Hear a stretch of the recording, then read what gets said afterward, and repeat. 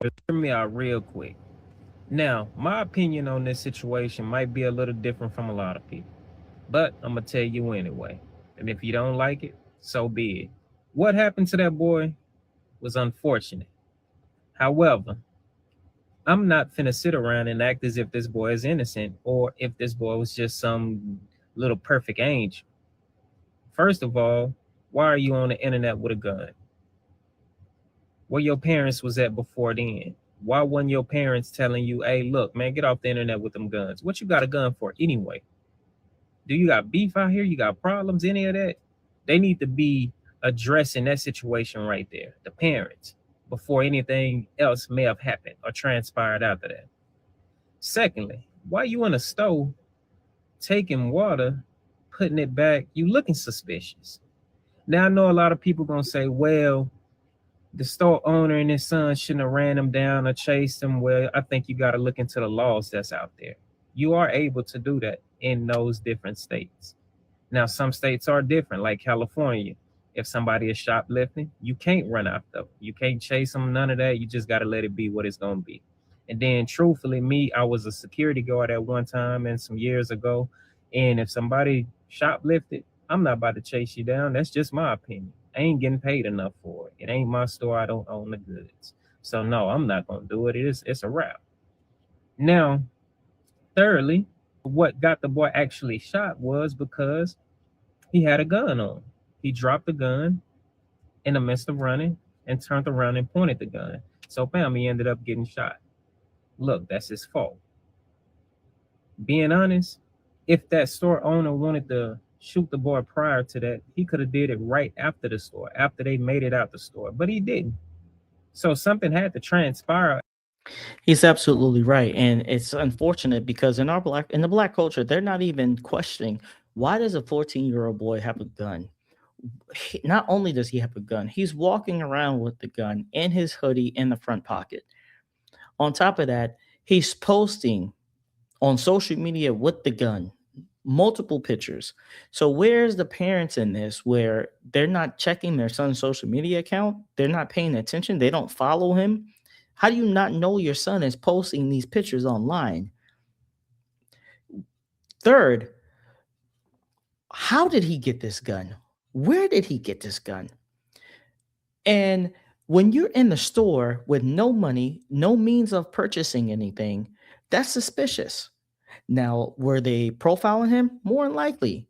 But they were right because he had a gun and he's picking up and dropping water, putting it back. I would have been the same. I would have been like, what is this boy doing? Like, why is he in here picking up 4 bottles of water, putting it back? And then you see how his sweater, his hoodie in the front pocket was bulging and dropping.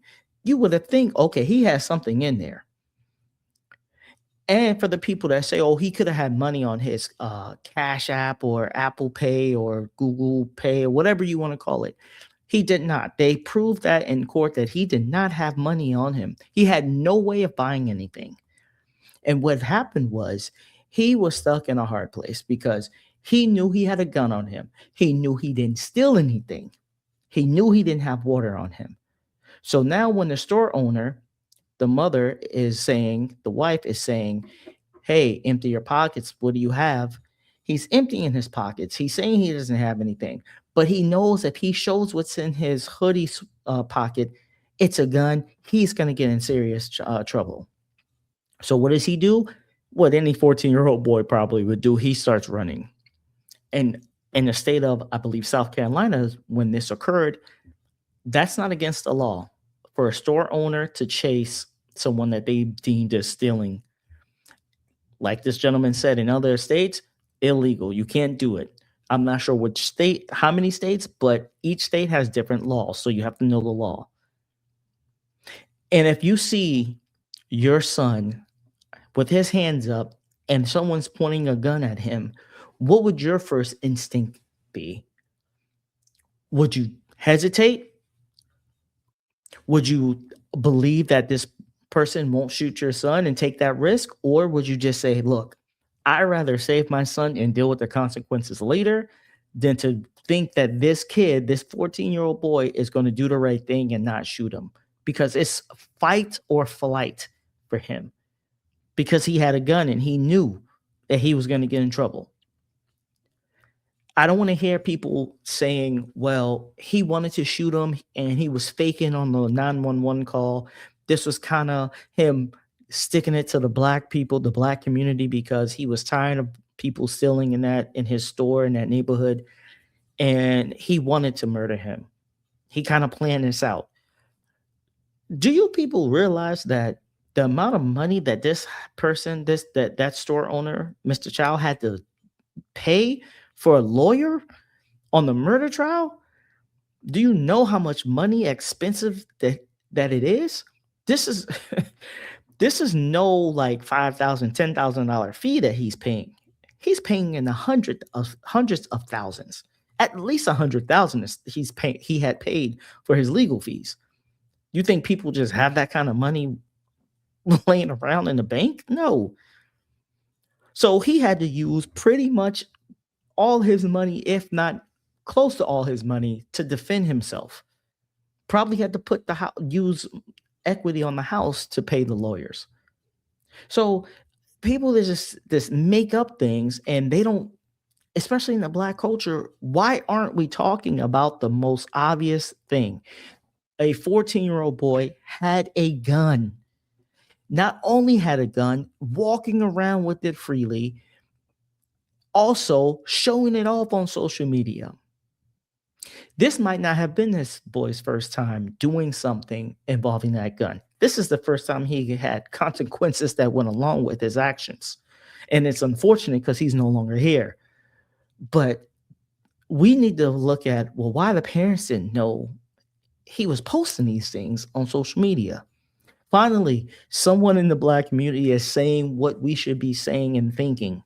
Outside of what a camera stopped seeing what happened, something had to transpire.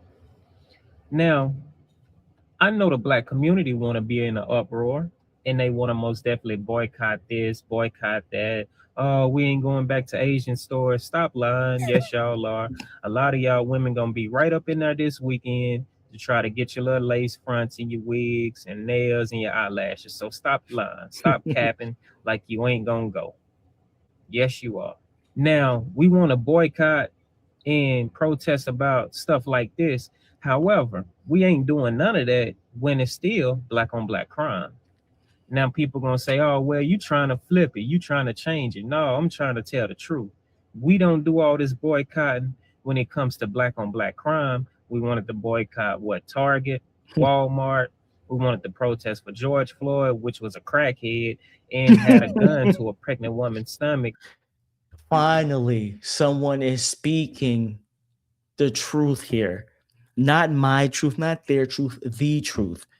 This whole celebrating George Floyd, where this man was a menace to society. And I'm not talking about to white people. I'm talking about his own community, to black people. This is what he was doing to his own people. Crime after crime after crime he committed was towards other black people. And this man had a gun to a pregnant person, a pregnant woman. And everyone just ignores that. And then people think, oh, let's boycott Target. The black culture was saying, let's boycott Target. Do you not know there's black businesses in Target, that they sell products in Target? So you're hurting your own people when they were boycotting Target. And another thing he mentioned was, why aren't we at an uproar when we see and we know people that sell drugs in the community, that are in gangs, that are killing other black people all the time? Why aren't we protesting or going on social media to protest and speak about that? Why is it when it's a different race that's involved with the black race, that's when it's an uproar? That's when we want to protest. That's when we want to boycott. And the boycott's not going to last long. Target didn't last that long. They're still profiting. You think the Asian stores, the Chinese stores are not going to still profit from black culture going in there?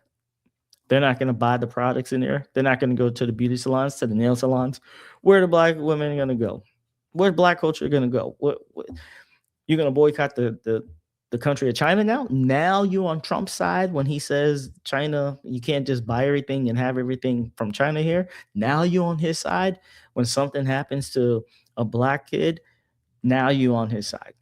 Get out of here with this mess, man. It's fake outrage. And the real outrage is why aren't our own people talking about we are our worst enemy? Black on black crime is it's the most probable way black people die. Black people get murdered, I should say. That is the highest way, other than health conditions.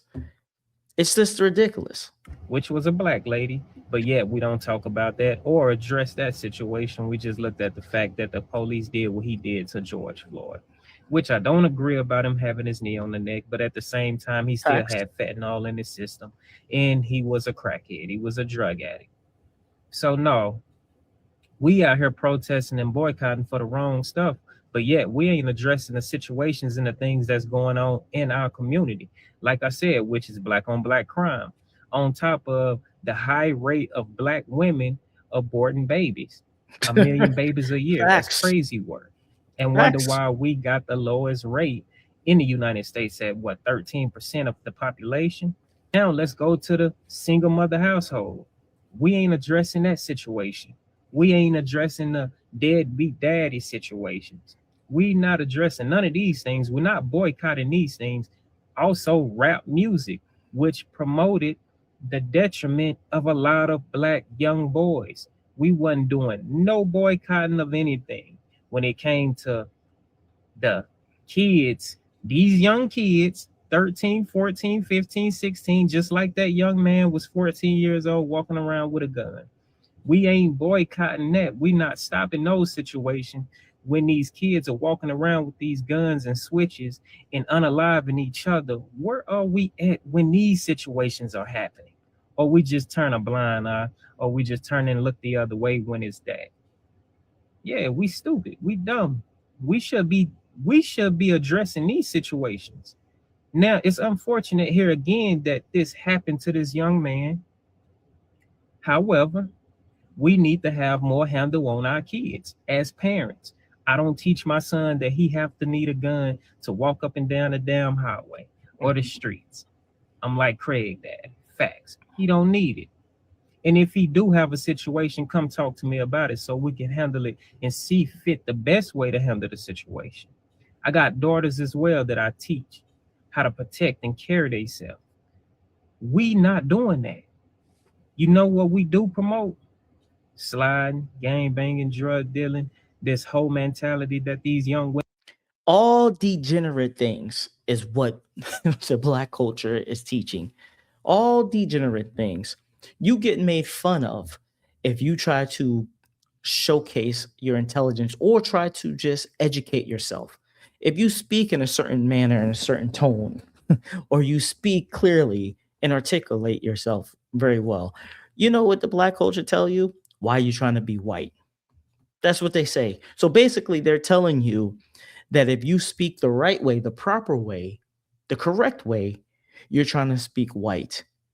And that speaking, if you're going to be logic here, the improper way in slang, you need to talk like a black person. So you want your own people to sound dumb. You want them to lack intelligence. You want them to not pursue education or higher education. This is the issue with with the black community. This is the issue with black culture.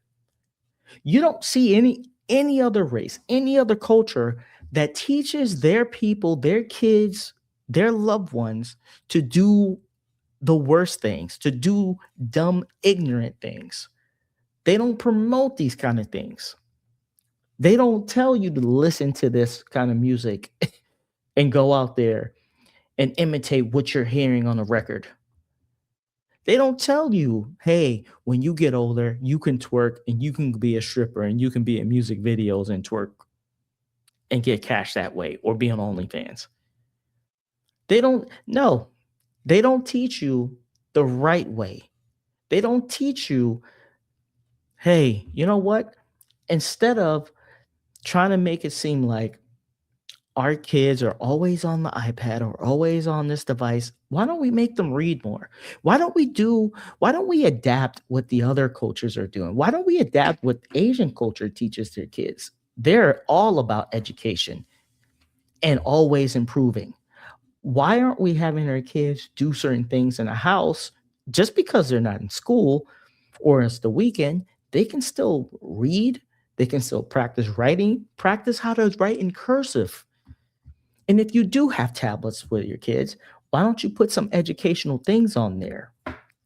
See, with the Black culture, it's just disheartening because you can have someone who is a Black kid who just wants to learn and wants to be educated, and they can be in the classroom, and because of the other students teasing them because of what they've seen from their elders, they're teasing them that they're smart. They're teasing them because they are well spoken. They're calling them a white person or a coon because they speak articulate. They can speak with art with intellect. This is the issue with our culture, and hopefully we get more Black people like this man to speak up and actually say something and actually tell the Black community that, hey, I'm holding you accountable. No longer we're going to just accept these kind of things. We can be so much better, but we got to get this mentality that it's Black versus white, which is isn't. When it comes to the income average, when it comes to race, white people are slightly above Black people. Do you know who's the number one race? When it comes to the earnings, it is actually the Asian race. Yes, Asians are number one, and the Indians are number two, I believe. So it's not even a black and white thing. This is what they want you to do. This is what the race baiters want you to do and want you to believe. This is what the Democrat Party wants you to do, because then they can use that emotion and use that hate that they're trying to get out of you and use what happened so many centuries ago with slavery. They want to use that against you. They want to use it for their benefit so they can stay in power and you can continue to vote for them. Let me know what you guys think in the comments below. Hit the like button, subscribe to the channel. I'm Terrence Manning. This is my thoughts uncut. I'll see you guys next time. Peace.